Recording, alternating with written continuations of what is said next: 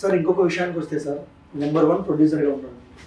అందులో ఇంకొక విషయాన్ని చూస్తున్నా మన తెలుగు స్థాయి బాహుబలి సినిమాతో పాన్ ఇండియా స్థాయికి వెళ్ళింది.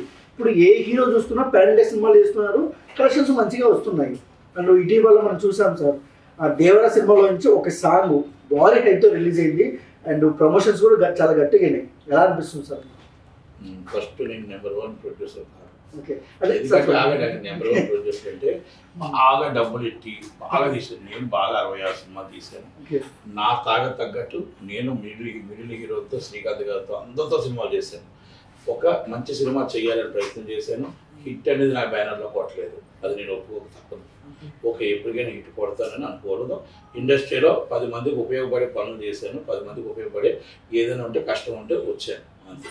కనుక మీరు అడిగారు ఈరోజు మీ మొత్తం టోటల్గా ఒక సినిమాకు బాగా దేవరాకి హైప్ వచ్చింది. దేవరా సినిమాకి హైప్ రావడానికి ఈ సోషల్ మీడియా ఏముందో హైప్ తీసుకొచ్చి బిజినెస్ చేస్తాం.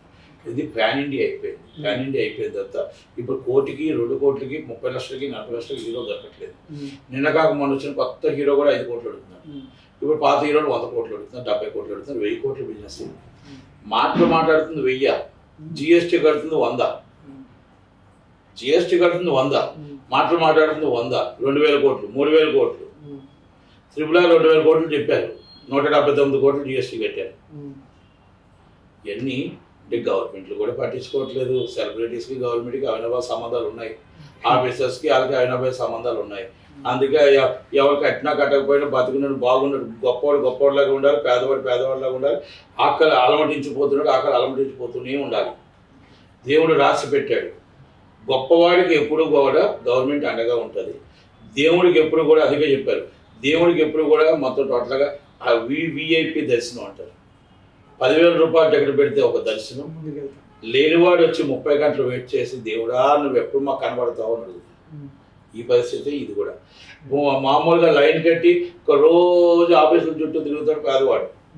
అదే గొప్పవాడు ఒక ఫోన్ కాల్తో కాల్ రప్పించుకొని చేసేసుకుంటాడు పనులు. కనుక ఇలాగే మా సినిమా పరిస్థితి కూడా ఉంది, ఈ సినిమా ఫీల్డ్ కూడా. అదే ఉదాహరణకి ఇవన్నీ చెప్పుకోవాల్సి వచ్చింది. కనుక దేవరా సినిమాకి ఈరోజు సాంగ్స్ అయిపోవచ్చిన సినిమా బాగుండాలని, ఇండస్ట్రీ రావాలని. కానీ మీరు అంతా అన్ని 1000 కోట్లు అన్ని 100 కోట్లు మీరు హైప్ తీసుకొచ్చి టికెట్ని 500 మీ ప్రజల్ని మొత్తం టోటల్గా ప్రజల్ని ఇబ్బంది పెడదామని, ఆ ప్రజల మీద వేసేద్దాం భారం అని, ఇది కరెక్ట్ కాదు. కాస్ట్ ఆఫ్ ప్రొడక్షన్ లీవింగ్ అనేది మీరు తగ్గించుకోండి, కాస్ట్ ఆఫ్ ప్రొడక్షన్ వేస్టేజ్ అనేది తగ్గించుకోండి, మీ రెమ్యునేషన్ తగ్గించుకోండి. మిమ్మల్ని అభిమానించే ఫ్యాన్స్ని మాత్రం మీరు జోబీలు చిల్లు పెట్టద్దు. ఆ అభిమానికి మీకు అభిమానం ప్రకారంగా రేట్లు వచ్చేటట్టు, అభిమాని 2-3 సార్లు సినిమా విధంగా చూసే విధంగా రేట్లు సరిపడేట్టు, నాట్ ఓన్లీ ఎన్టీఆర్ ఫ్యాన్స్ అందరు ఫ్యాన్స్కి చెప్తున్నాను. కనుక వాళ్ళందరూ కూడా అలా చేస్తే వాళ్ళు 3 సార్లు 4 సార్లు సినిమా చూడడానికి అవకాశం ఉంది. ఒక టికెటే మీరు 400-500 పెడితే 2 సార్లు 3 సార్లు వాళ్ళ జీతాలు ఎంత, వాళ్ళ కష్టాలు ఎంత, మీరు ఫ్యాన్ అంటే పిచ్చి. కనుక ఇలా ఉంటే ఎలా జరుగుతుంది? కనుక దేవరా సినిమా సాంగ్స్ మొత్తం టోటల్గా హైప్ వెళ్ళిపోయింది. దేవరా సినిమా కూడా హిట్ అవ్వాలని, అలాగే ఫస్ట్ కల్కి సూపర్ డూపర్ హిట్ అవ్వాలని, ఓజీ సూపర్ డూపర్ హిట్ అవ్వాలని, పుష్ప సూపర్ డూపర్ హిట్ అవ్వాలని, దేవరా కూడా పెద్ద హిట్ అవ్వాలి. 6 నెలల నుంచి ఎగ్జిబిటర్లు ప్రజలు సినిమా లేకుండా అనుమతించిపోతున్నారు. సినిమా థియేటర్లు లేక ఎగ్జిబిటర్లు విలువెల్లాడుతున్నారు. ప్రజలు కూడా ఎంటర్టైన్మెంట్ లేక టీవీలకు అతుక్కుపోతున్నారు.